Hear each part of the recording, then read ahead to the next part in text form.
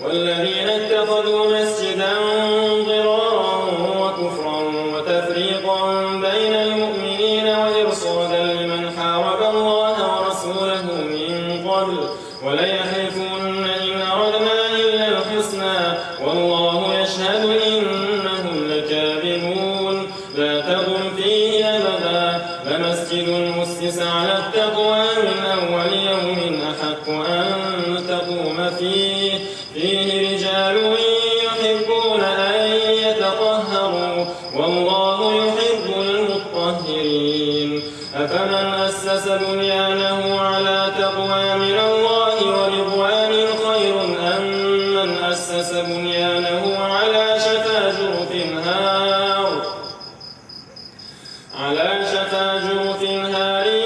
فانهار به في نار جهنم والله لا يهدي القوم الظالمين لا يزال بنيانهم الذي بنوا ريبة في قلوبهم إلا أن تقطع قلوبهم والله عليم حكيم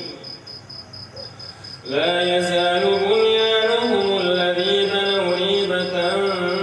في قلوبهم إلا أن تقطع قلوبهم